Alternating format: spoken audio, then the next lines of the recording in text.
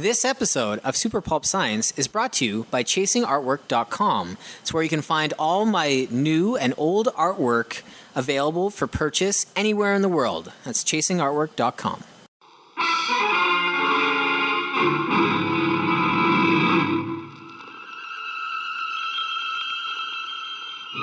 Attention, citizens. It's time for Super Pulp Science.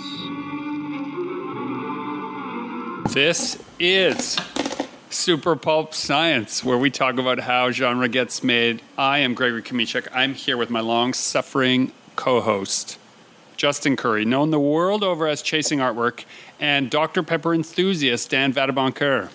That's some tasty Dr. Pepper, I gotta tell you. We are working writers and illustrators and creatives and content producers. Content creators? I hate that term, PS. It's overused. It is Sorry, I'm overused. just messing with my mic a bit. But we do make content, and we're going to talk about how we organize some of those ideas on today's episode of Super Pulp Science. Dun, dun, dun, dun, dun. I was trying out a, recapsulating intro idea. Oh, previously on Super Pulp Science. My mic feels like it's cutting out, or is it my headphones that are cutting out? I can't say. Say something? Something. All right, maybe it's my microphone. Just go ahead. Continue. I'll just keep messing. Okay. So on this podcast, we often talk about where ideas come from, how to organize that idea once you have it, how to lay it out when we're talking about comics or graphic novels or novels, how you make a idea into a draft, how you refine the draft, how you get that draft into printing, and then we'll talk about the business side of getting that into, which is all well and good. But Justin brought up a point today, which is, what if you have lots of ideas all at once? How do you pick the right idea? Does that sum up what you were saying, more or less? Speaking of great ideas, and... Don't add more ideas. No, on the heels of what you were just saying, I really enjoyed the story-breaking episode that you guys did last time, the Hubble telescope, sci-fi... Oh, the comet. Yeah. We didn't say it was Hubble telescope. No, sorry. No. It was the Halley's Halley's Comet. Yeah, That's right, yeah. Yeah. Space starts with an H. Hey, sure. We'll let it slide. Famous astronomer, right? Thanks for that. I really enjoyed that episode. We got some good feedback from that episode, Yeah, Dan. no, it was great. And I think the strongest part of it maybe was the absence of a certain member of... No.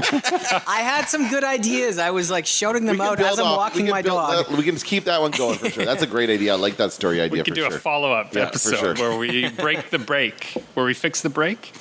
Maybe I'll listen to that episode and break it down into beats and make notes on what I think should be changed or added to. Oh, you could play producer. I could play producer, yeah. Right.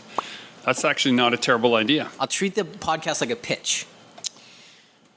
So that allows us to come back around in a nice segue, because often what you have is when you have an idea that people like, someone will give you notes on that same idea, and then you have to go away and work on it. In my working process right now, I have a number of projects that at various stages of completion have all received recently notes to change this, adjust the direction or course of any given idea. Hey! Yeah! Oh my God! Leave them out there, actually. They're picking them up. No, go away, please. Leave us alone. No, come we don't in. want to talk to you at all. You come in. Oh, leave come the on in boxes outside. Yeah, they'll be here shortly to come grab them. Friend of the studio, James Gillespie, has just arrived. Whether any of this makes it into the podcast episode, I don't know. Can you stay? But we're going to pause. Yeah, can you stay for a bit? What are you doing? No, I got to roll. I just want to Okay. come out. But I just wanted to come say hello. And gents, enjoy continuing to, interact with the planet. See you Farewell. later. Have a good day. Yeah. That's nice. We got to have him on the podcast. Come on the podcast next time. All right, there we go. That was nice. I don't remember what we were talking about. I've been thinking about organization lately, and I've been reading a book on just organizing for creatives and productivity for creatives and kind of thing. And the one thing that I've been doing for years, and I know you do this as well, Gregory, I'm not sure about you, but I'm a big lists guy. Yeah. I always have a sketchbook that is half doodles and half lists. And what I really like about making the list is it clears up the RAM in your head, so those ideas are no longer having to take up your mental space. Yeah, right? you're not thinking about what you have to do anymore. You're not keeping space for, here's a list of things I have to do, which is sometimes hard to remember. Mm-hmm. Now that list exists, so now you just look at the list and think, how do I accomplish these tasks. It's like you're into the next stage. And I'll do that at any point of the day. I'll make a list at any point and just clear out whatever I have in my brain and go, okay, it's down on the paper now. I can think about something else. Yeah. And so when I go back through my notebook, I'll find all these little lists all over the place that I have to figure out where do okay, I write down what I have to do. Sometimes I don't write down when I have to do them by, so that's also a key part of it. But yeah, it is helpful. It helps to break your list. I've been doing this list into like things that should happen eventually, things to think about, things that need to happen now, and things that like you're working on, like kind of split them into long and short and immediate terms. I find has been helpful because I have a mixture of like long-term lists mixed with short-term lists. It's I just find it a little bit harder to keep things flowing that way. So I recommend short and long-term lists and stuff in between.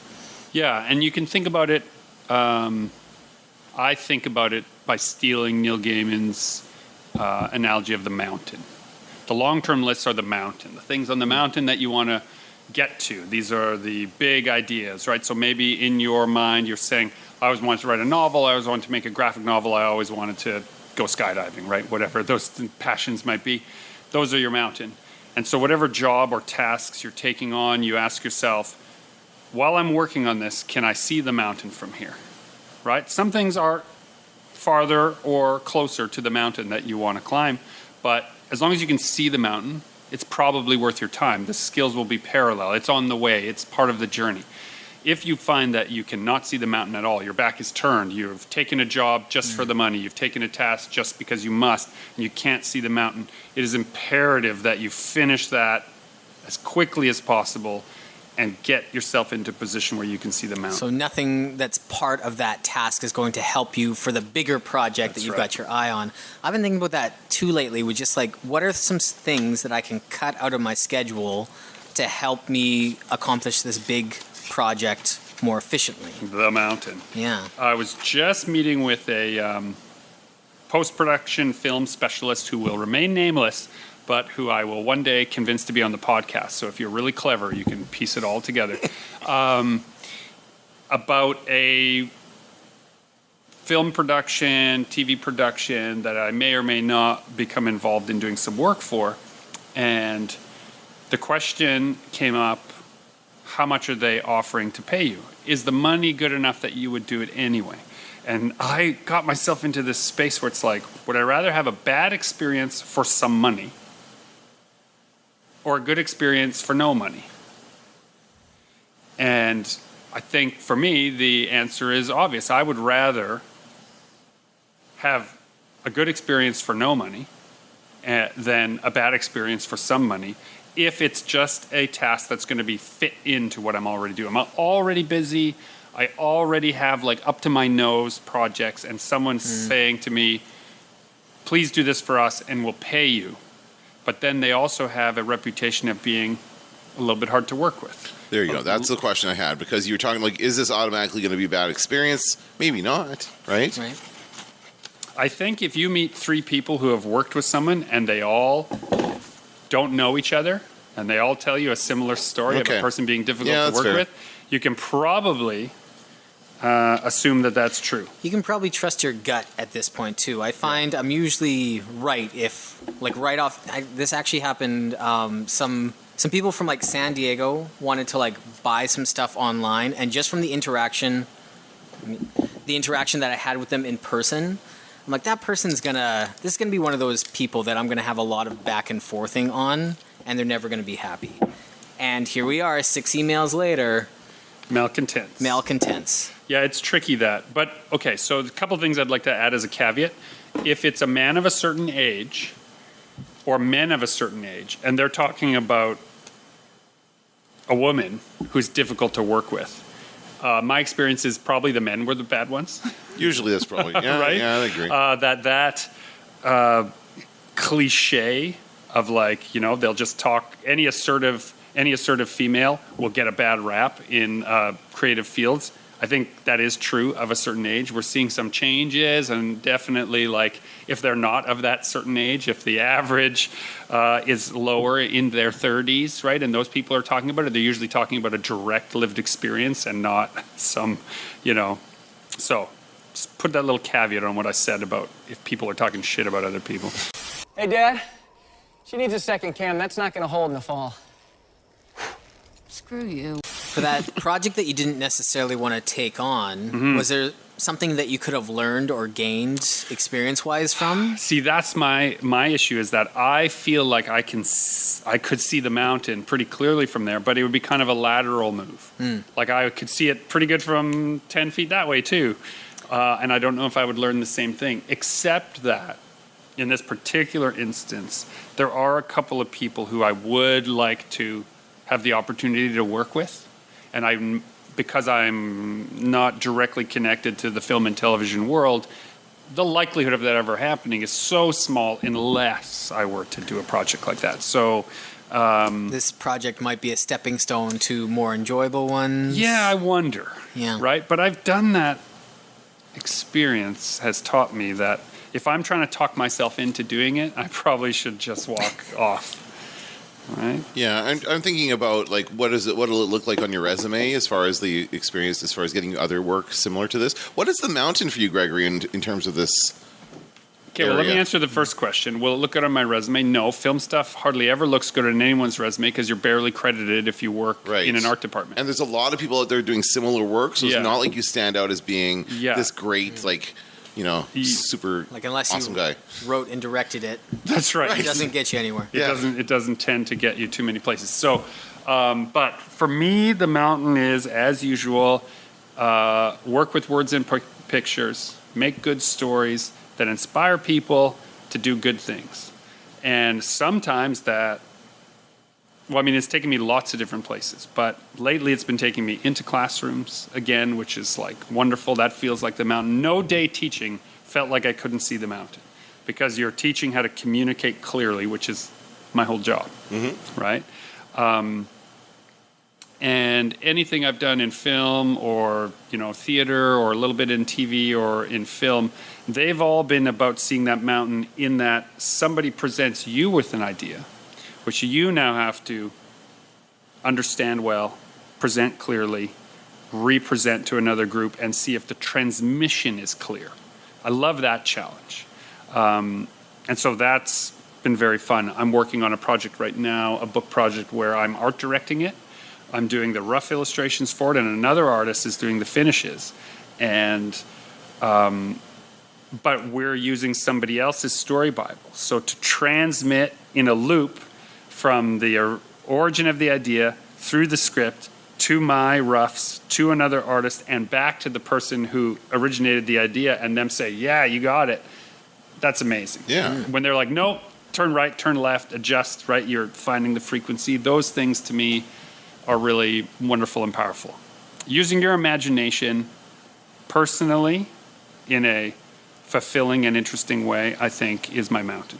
Okay. Right. But that can take different forms, right? So, in this category of film and television work, you have kind of a specific kind of mountain you're going after there, Yeah, right? something that 13-year-old Gregory would be proud of. Yeah. Right? The next Gremlins or something like that, right? Like, nothing too major. We're not asking for too much. Yeah, just something Steven Spielberg wish he had made.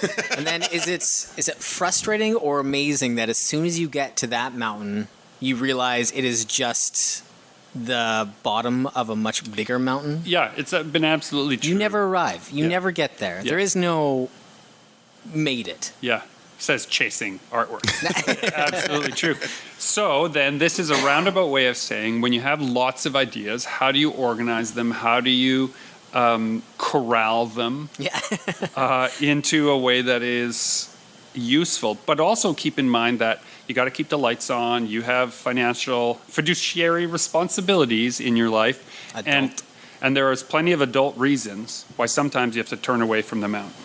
So this is not to say that you're failing if you can't see the mountain right now, dear listener. This is me saying if you can't see the mountain, right, find a way to take a break from what you are doing and peek out the window and know that it's still there. The mountain is hard to move. It's still there, right? Right.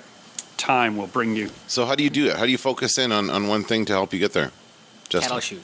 What? Cattle shoot? Cattle shoot. Okay, if you are a vegan, Justin Right. has a very offensive metaphor. No, it's not It's offensive. just a fact of It's life. just So in this organizing your ideas, and like especially with a project, with a book project, it is there are lists of things to do, which are typically tasks, right? There's something that you can do in like one sitting, and then there's projects, which are a huge maelstrom of tasks. There's a million different things you can do from, like I'm just thinking with me with a graphic novel right now, there's stuff for the marketing, there's stuff for the financials of printing the book, there's like the ads, there's the mailing, there's the book itself. And then within the book, there's a million different tasks, right? And it's just overwhelming at times. And so I heard this kind of described as a big project is almost like a herd of cattle. It was somebody who clearly grew up on a farm as well, and I did too. And when you have cows and you need to give them all medicine or tag them, cows need to have like little tags in their ears so you know they're your cows. You can't just... You don't brand them anymore? Is that not a thing? I don't think that's a thing anymore. I bet it is. Or if it is, I've never seen it in Canada. Maybe Texas is still doing that kind of stuff. I know, yeah, that seems a little It does seem pretty medieval. old-fashioned, yeah. Yeah. Guaranteed it happens. So anyways, you get your herd of cattle or project of tasks into a corral. And then you take those cows one at a time and you lead them down this chute. And at the end of the chute is this thing that kind of holds the cow in place. It just kind of holds their head so you can... This is just before it gets ground into meat? Or this is before? nothing to do with grounding cows into meat. That's a whole other, I don't know. Section of the process. It's down never the had street. anything to do with that. And so I kind of like that idea of like your tasks are these like, big, powerful beasts, and you need to like isolate them and tackle them one at a time, because as a whole it is unsurmountable and chaos and a lot to take in. But putting kind of just taking one, separating it, and concentrating on it until it's out of the way is the way like I like to do things, and it just kind of helps clear out that space. Okay, all I'm doing today is I'm working on this item shop from my video game, and that's it. I'm just not thinking about the story, I'm not thinking about the launch, I'm not thinking about the Kickstarter or the publisher or anything. I'm just working on this one scene and what's in it, and everything else is not my problem right now. Something to unpack here, I think we'd be remiss if we didn't. In most people's creative process, or if they're involved in a creative industry, they are part of a specialized task group. They're doing the sound mix, they're doing the marketing, they're doing, Yeah. You're talking about, because you have taken on for certain projects all of those tasks, how insurmountable it feels. Whereas other people, they only do the one part of the job every day. And I think that there are benefits to specialization, but what you're talking about, where you keep the whole thing in mind, often can produce really great work. Small teams working in a focused way on the entire project produces great work. Hollow Knight is a great example of a video game world, small team, right? The total creative vision comes through. You and I were talking about Horizon Zero Dawn. Is that right? Horizon Zero Dawn. Zero Dawn, yeah. Still have problems with that name, title. but great game. Great game. And how while the entire thing feels like a living science fiction novel that you can just explore, the storytelling is so well constructed. You just know that whoever the team was, whose job it was to make sure all those story threads connected, was really good at their job. It shows how amazing at their job it was. And if you doubt me, go visit Rost's gravestone at different points of the game, and you will be blown away by how carefully connected the threads of the story are to the events and actions of your character. Wait, he dies? But there... Spoiler alert. Tom, can you hear me? Don't listen. He has a right to know. They've specialized. It's clearly a team has been given the resources required to make that work really well. There are other elements in that game that don't work that great, right? How the grass covers you when you're supposed to be hidden. They did the best they could with the time they had, it feels like. He just sucked at sneaking. Right. That's not their fault. But you, for this project, like Spark Chasers is a great example, you got to do all of it. And if the whole time I was looking at the entire mountain and it's like enormity, Enormity. gigantism, just like if I was like just looking at it, it'd be overwhelming. But instead, I'm going to focus in on like, I'm just going to get over this hill. And then after that, there's a bit of a bigger hill. And I just need to get to the top of that cliff. And then I'll worry about the next cliff and then the next one. Given the demographic that listens to our show, a Shadow of Colossus metaphor might work here, right? Just climb to the knee. Just get as far as the knee. If you can do that, then those skills, I promise you, will be applicable for the rest of your journey. But just figure out how to grab onto that foot as it passes by, as the big giant goes by, right? Yeah, it's easy to get overwhelmed, right? Like when you think about that entire mountain, it's like, why am I even starting? Because it's so far away to the top of it. So it's funny you say that. How do you keep your momentum, Gregory? So right now I'm holding my pretty funny day book, but the way it's organized is it is and maybe this is a holdover from teaching, because teaching you also had to keep a day book. I'm just unpacking some of my process here, but it's just Monday, Tuesday, Wednesday, Thursday, Friday in columns. I put the dates in, right? It's not one that comes dated, and there's a blank column on one side, which who knows why it's there, but I use it to keep track of all the stuff that I don't want to forget that month, but it doesn't apply to any given day. As the month starts to unfold, I'll assign those things to certain dates as the plan goes forward, and then check them off on the calendar. Some days end up with little like foldouts. If there's a I'll do a little paper For the building. listener, it's like an accordion fold-out piece of paper for Wednesday that like comes out 8 inches of a list of a bunch of stuff. And it seems funny because, is it necessary for me to put this little rest in peace gravestone that flips out of my day book? No, but it's a pop-up book. It makes the action of organizing a little bit fun. Something I detest, actually, is having to organize. I love generating the ideas. I detest having to organize them and break them up into those steps. That part I don't like. So I gamified it a little bit. We have the big project board, right? So I have stuff on the big project board that's there, which then weekly gets added to this list, which is in the margins, and then that margin gets divided into the week. And in that way, I'm able to, as you say, break it up into the must-do things. But one cow at a time. Let's keep things moving. I have a bunch of different collaborators right now. Yourself, and like 6, 7 different moving part pieces where I'm accountable to someone else. And so one of the things that I've found is really useful for that is to make a day of the week where we're going to touch base no matter what. Right? And a time in the week where we're going to touch base no matter what. Sometimes life gets in the way, you can't do it, but we've got into Zoom habits now. So it's easy to say to someone, I'd love to have a face-to-face conversation about this on 2 o'clock on Thursday. It doesn't matter where we are. We'll just look each other in the eye while we figure it out, right? So for things that are happening outside the studio, keeping to that schedule has been really useful to me.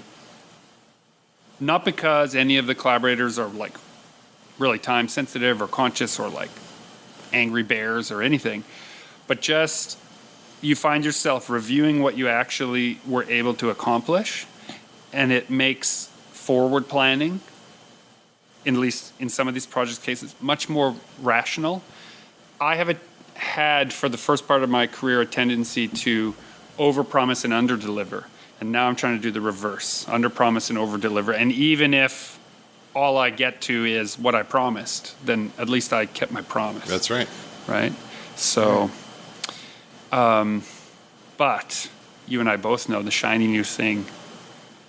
Shiny new thing. The shiny new thing. It gets so bright when you're working on those lists. Is it because it's like the picture of the mountain looks so amazing, and you're not really standing in front of it yet. You've just seen the brochure. I got my spit doctor. Oh, yeah, that's it.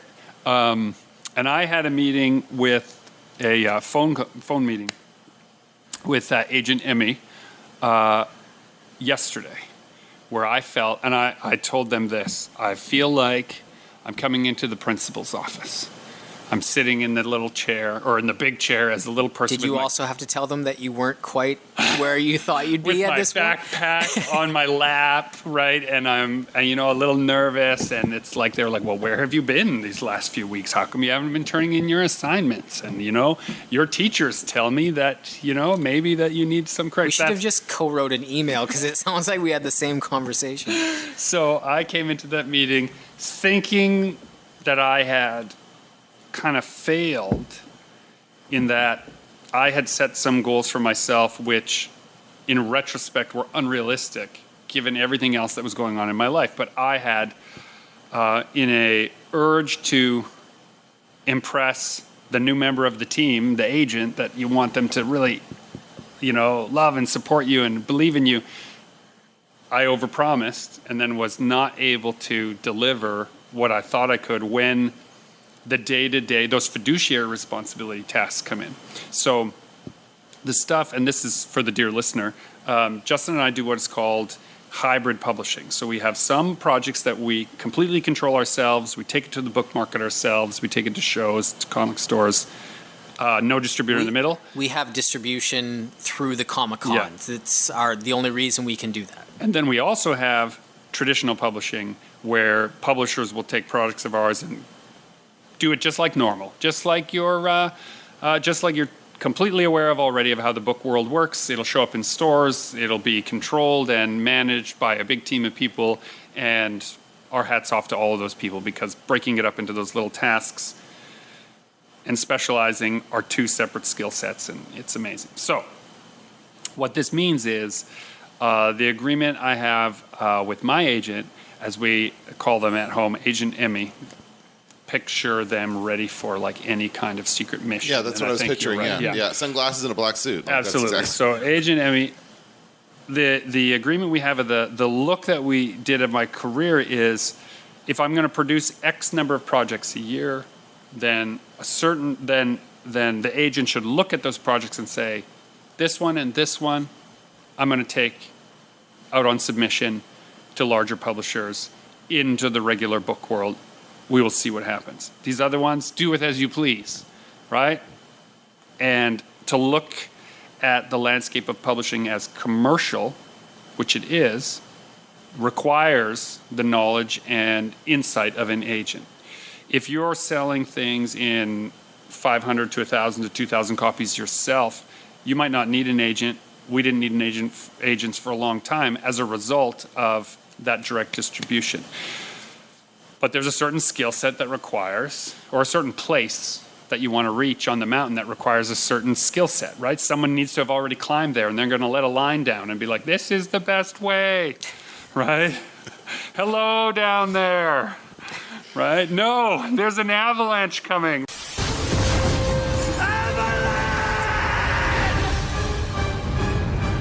The cool thing, if we can extend this metaphor a little bit, that an agent can do is they're able to take a helicopter to any place on that mountain as they please, because they're not trying to climb it. They're trying to find the best way for you to climb it. And so that meeting was like, oh no, maybe I have not packed my bag properly for this journey and I haven't done all the things. And so what I explained I had been doing was doing roughs and doing breakdowns and fixing some of the projects according to their notes, which was exactly what I should have been doing. But I'm so used to doing so much more than that when there's nobody accountable, that now someone was accountable and I hadn't done it, and it felt like I had done an oopsie. You've been hurt in the past? I've been hurt. I have been hurt in the past. Oh, we all have. And so this, all of this to say that when you're breaking down your tasks, you have to know, and let's stick to our mountain metaphor. We're climbing that mountain. You have to know what you can actually carry over the long distance. And if you overpack, which those are your promises, if you overpack, you're going to get tired, you're going to get worn out, and you're not going to make it. And then when it really counts, right, there's no Sylvester Stallone to reach down and catch your hand as you're falling out of the helicopter, as it were, right? Although, let's face it, Cliffhanger's not a very good movie. It's not. I don't think I'm going to use it. If you want to... Is that the one with the... Is there a weird explosive in that? Or is that another mountaineering movie? With, Yeah, it's Die Hard on a Mountain, and I reviewed it on Inside Movies, Yeah. my Inside Movies channel with George McHale. So God. he loved that movie. I hate it so much. So what's her name from Northern Exposure, though? That's what I She's said. really good. My joke in talking about Cliffhanger on that other show was that's what Maggie did on that one episode where she went on vacation. It's the events of Cliffhanger is how I think about it. And then she comes back.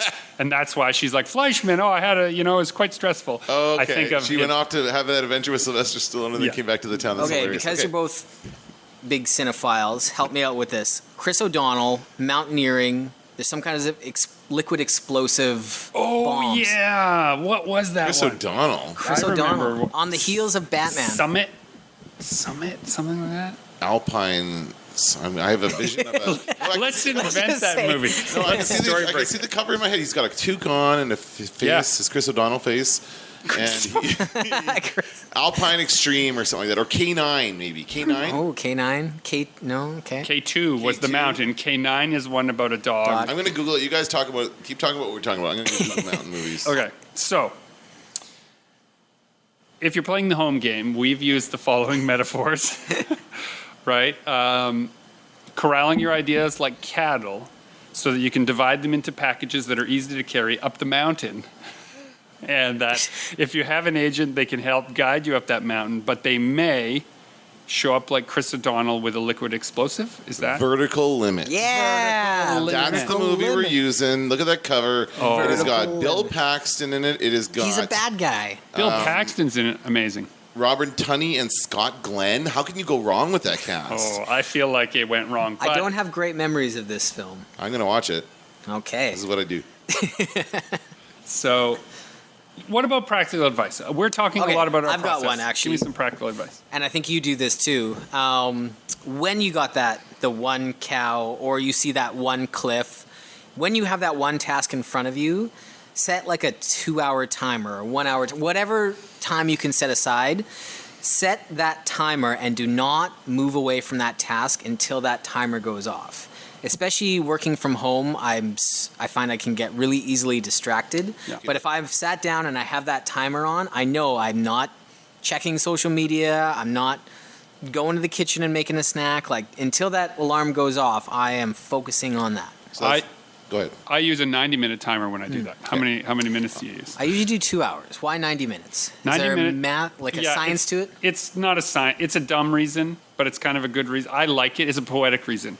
90 minutes is the reason movies are supposed to be 90 minutes. Is that's the dream cycle? It's the amount of time that right? your psyche I know that. can sit.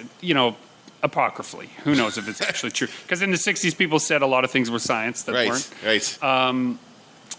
And so it's the length of time that you can sit still and kind of not be active, right? And that your mind can wander, and that's kind of like this. So I do it 90 minutes. I often repeat the timer if I'm into it. So after 90 minutes, if I'm like right into it and the alarm goes off, I hit it again. I know I'm in for another 90, right? And that gets me to about that 3-hour mark, which is about my limit to be able to do any one task without a break. Okay. That's interesting. Right. I don't have a timer necessarily, but I do find that I can focus for like hour increments. That's really my time frame is an hour at a time, and it doesn't happen. I just get this is more often when I do writing articles for CTV, which I've been doing lately.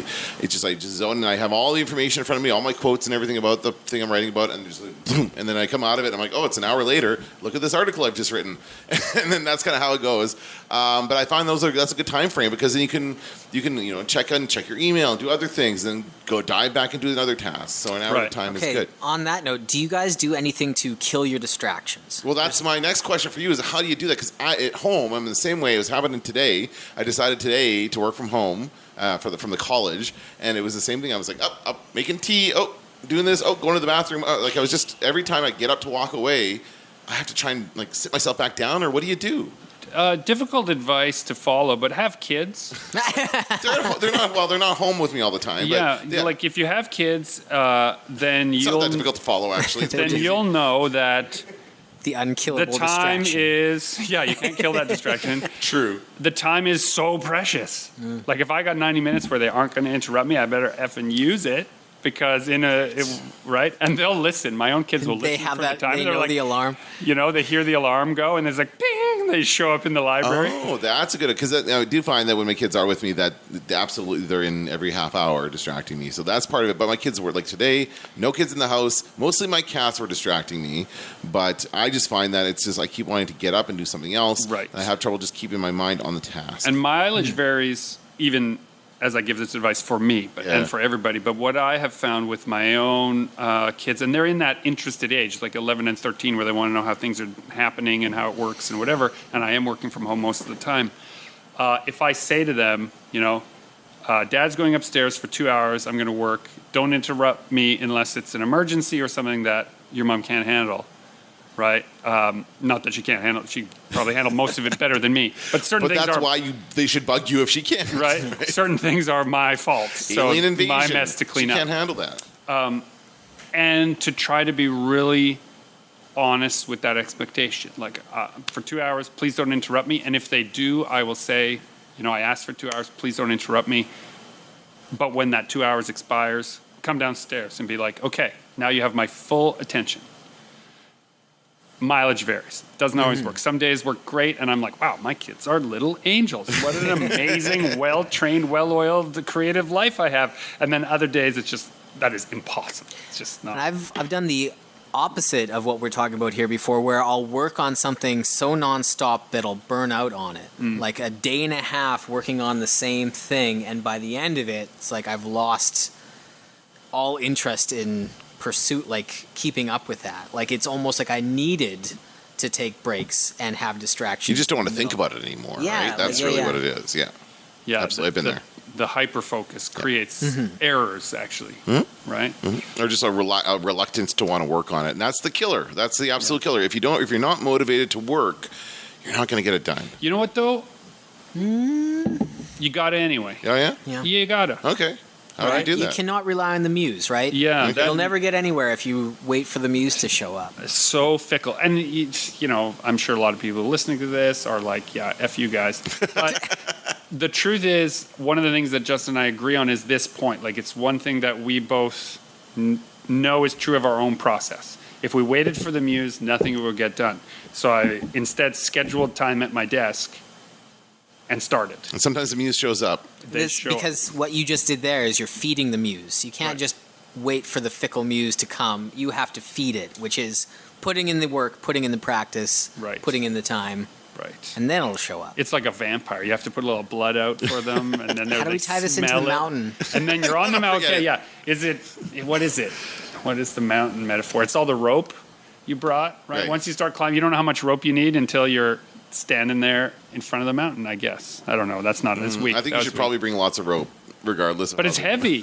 So if you bring rope, you don't have room for all those ideas. Is it a golden cow in the herd? I don't, every once in a while? I'm not a mountain climber by trade, but I think they just bring the same rope and use it over and over again as they climb. There's not going to be It's the energy drink in your pack. I don't like that. Okay, the coffee in your thermos. Yeah. The muse is the coffee in your thermos that gives you that oomph to get up that next hill. It's a good metaphor that we're reaching for that we have not found. Well, it's not a perfect metaphor, but it works for the purposes of today's episode. For the purpose of using vertical limit as the sound clips? Sure. Remember how he talked? This is where he was happiest. He was a climber. And I think every real climber would want to stay on the mountain. What I have been struggling with myself in the capacity of multiple projects and multiple collaborators is I try to bring a certain enthusiasm to every meeting that I have about the project. And if you have regular meetings with people, I find, in my case, I don't have to be enthusiastic every time. I don't have to fake it. I can just let the actual enthusiasm, but if it's an off day or if it's not working, then fine. And if you're having those correspondences in person, the face-to-face or FaceTime or Zoom is good because they see you're suffering a bit or there's too much going on, or when you say, like, if you send an email, I was too busy to your collaborator, that feels, I don't know, disingenuous. Yeah, I'm not making time for you. Right. Right. That's not nice. But when you schedule the meeting, you meet with them, and face to face, you say, "Oh my goodness, I am so overloaded," and they see it in your eyes, and they see your kids running behind you, and the house is smoke in the house, right? Then there's an authenticity to that meeting, and you don't have. So my struggle lately is that there's been a lot of things going on in the external part of my life that it feels like oversharing. I don't want to overshare. I don't want to make the burden anybody else's, right? And if your collaborators are regular collaborators, they often slide into that wonderful space which you call friends. And so do you want to be overburdening your friends? And I can hear you all right now. Your friends are supposed to hear those things. Great. But these are not just friends. These are friends to which there is a fiduciary responsibility intertwined. And that becomes difficult.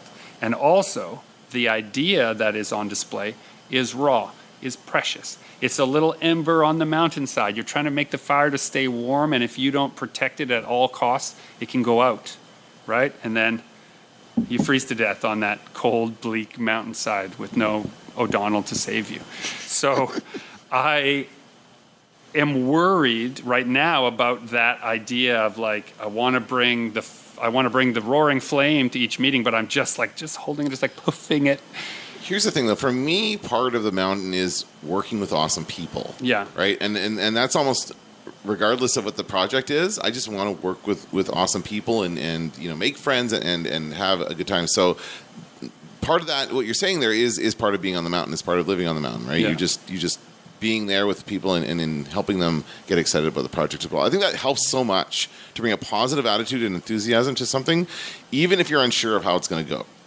Yeah. Right? Like there are every project is going to have ups and downs and going to have problems, but to just think about the positive parts of it and to really just think of what you want to do, what you want to accomplish and whatever that is, it's a really good thing to start with. I love making stuff. Yeah. Right? It's like my first best passion. It's like I love to make stuff. I don't always know what it's for. Right? I don't. I've never have. Like ever since I was a little kid, I would make these like huge piles of like twist tie characters, and I would convince my mother to smuggle new twist ties out of the grocery store every time she went for groceries. Thousands of these guys I made over the course of my childhood. What are they for? I have no idea what they were for, but I can't imagine having not done it. Right? Like an essential piece of me would have died. If my mother had said no, I would have figured out how to ride my BMX bike from the country into the city and raided that store myself to get them. Like that's how important it was for me to create these little characters. But I have no idea like where the drive comes from. They were stepping stones. A lot of those early projects that didn't go anywhere. Yeah, I was thinking about that the other day too. Like the hundreds of hours I put into artwork that never made me any money, never got me any praise, just went nowhere. But had I not done it, I wouldn't be doing what I was doing today, right? It's important for just to make things for just because art's sake. Yeah, just for art's sake. And I have this one, it's become like what I would call capital P project now, but it started out as something that me and the collaborator were just making for the sheer joy of getting together every week to make for a little bit, and broke all my regular business hat rules. There's no page rate, there was no contract up front, it was just who cares? Let's just make up stuff. And it's maintained that purity through the whole thing. And now that it's becoming a capital P project. Do you love it more or less now? I love it more. Oh, yeah. Because it came from such a pure place. It came from such a pure place. But it will be very difficult for me to advocate for other people to say, like, make sure you don't undertake hundreds of pages of illustration for free. That's a rookie mistake. Yet here I am at this point in my career, happily doing it just for the sheer joy of working with this person on this kind of project for this reason, right? So, yeah, I don't know. it's like the hypocrisy alarm is going off in my head. It's Something good is going to come out of it. I think, who knows? You've had enough experience to know that that you're gonna. This is going to be a good experience. I think your gut is telling you that this is a good experience. We're talking about the bad and the good at the beginning of this. I think this is your gut telling you. I'm not awesome. I'm not the cattle that's being tagged right now and like sent out of the herd. I don't know. I'm confused with that part of the metaphor. Can we? Yeah, we should wrap this up. We're coming up to an hour. Stick it to the mountain. Stick it to the mountain. Cows can be on Just the because Chris O'Donnell isn't in a cow movie. Don't ever say never. You might still do one. All right. Bovine Limit. Starring. 4 years ago, an American team got blown off the mountain. She was the guide. What happened? She take shelter with Vaughn? Both of you have task lists. Both Yes. of you are running journalistic tasks. You're running creative things. You're running podcast related. You're running actual event stuff. You've got graphic novels. You've got art pieces. You've got clients for graphic design. Let's give our listeners now some practical oh shit advice. You have too much on your plate. What's a go-to thing for you to like take the deep breath, calm down, focus in? What's a practice that you think is replicatable, an action you could take?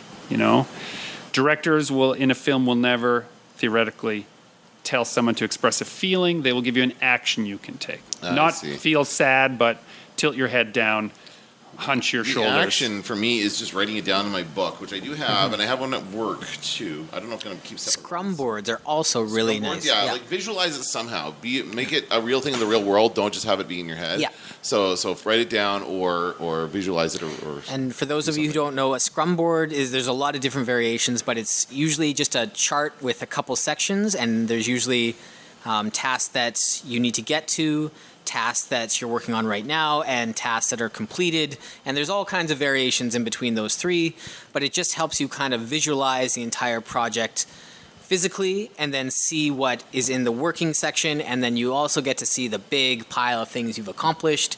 It's a fun board to make up for a project. This is kind of what it looks like for me now, although this is much at the beginning of this book it's much messier. Those checkbooks give me hope. These are like I got this book at the beginning of the year and it's just really messy at the beginning. There's all kinds of stuff in here, but now I'm coming at this and now it's more to-do lists. I have things I have to do, things I have to finish. And it's just a series of checks. Here's another to-do list here that I wrote down. I don't know. Actually, what I need to do is add the time in which I'm writing this down. That I know when it needs to be done. But that's what, and so it's a lot more ordered than it used to be. But it's a similar kind of thing. It's just everything mapped out that I can see, and I can then, if I go back a couple days, each day is its own two-page spread here. So I can just kind of do whatever I want in that spread, and then that's pretty much how I'm progressing. And these are, my son bought me this book. But just a moleskin? Just a moleskin. Like you can get these. I've been getting dollar store ones that are okay. They're a little junky, but they work. But yeah, that's all I use. Yeah, my book of choice here is... So, Gregory, your book is a calendar book. Yeah, an 18-month Do you recommend planner. Getting a planner? Poketo is the brand that I use because it's blank. Right. And I so like it's it. Timeless. It's timeless. Well, here's the other thing. I have busy times and I have not busy times. So you might not write anything if down I have the entire week. A 2-month period where I just have to write my novel every day. I don't need to break it into the fine grains. So I will have 2 weeks where the next Monday on the calendar is 2 months later. Right. Right? Yeah. And then it compresses the tasks into this wonderful little adventure that I went on. I love the pop-outs. I love the gravestone. What's the gravestone represent? The gravestone represented the muffin Dead I never muffin? got to eat. I had this amazing, this was the 20th of May, a Friday, and I was doing a school visit and I'd put this muffin aside and I was like, oh man, I'm going to eat this. At the break, I'm going to eat this muffin. And then I moved my books and it knocked the muffin onto the floor and then it got stepped on by a bunch of kids going by. And so I drew, and one of the students observed the muffin getting squished and drew this little, I have it here, I can show you guys, this little dead muffin, and they passed it to me in their work that they were doing, right? And so we made the little gravestone, stuck it to the day, and I That's awesome. people who are like into sketchbooks and into making lists already, I would recommend, and Gregory, we both use these. Fabriano's. Well, those are great sketchbooks. Look into those sketchbooks. But calendar Post-its. So it's just a Post-it, like a single week Post-it or a single month Post-it. Okay. So like Gregory said, like sometimes you're busy, sometimes you're not. I'll find that when I'm getting busy and I really need to plan out my week, I have a couple of these bigger Post-it sheets that are just a week or even like a full month. And I'll take one of those out and put it in my, like tape it in my sketchbook because I really need to be organized for that particular Just period. granule things that you have to really, break down. Okay, so the last thought for you both, your last thought. What if you don't want to? You got things to do and you don't want to. How do you do it anyway? You have to do something. Yeah, Give yourself so a what's- reward. Okay. At the end of that hour-long thing, maybe you get to play video games. Maybe you get to... I honestly feel the task is the reward a lot of the time for me. I know that sounds cheesy, but it's like, I accomplished something today. That feels good. Now I'm good. Yeah, well, now that's when I do go play video games or watch an episode of Star Trek. Watch or that something. Chris O'Donnell movie. Well, I'm going to watch that too. But this is, but yeah, that is, I guess, the reward. I just don't think about it in terms of that. But it's like, I'm finished my thing now. Now I can turn my brain off and not worry about something for a while. That's how I think about it. So yeah, it is kind of a reward system. But it does absolutely make me feel good that, say, I accomplished something today. Because especially in the last couple of years where there were a lot of days where I didn't accomplish anything. Right. It feels really good, even if it's just one or two things to accomplish. I look at the list. If I make the list, I pick the thing I least want to do. I put a little box around it, and I try to do it first. So that if I'm like in a mood where like today sucks, I don't want to do anything today, I do at least the one thing I wouldn't want to do tomorrow either. And I take it off the list. So I look at that thing, and then I put it off for tomorrow. It's like, that should really get done. That's future Justin's problem. Future Justin. Well, whether you're listening to this episode in the past or the future, this has been Super Pulp Science, where we are talking about how genre gets made. I've been Gregory Kmichek, and I'm encouraging you to join the fight and make comics.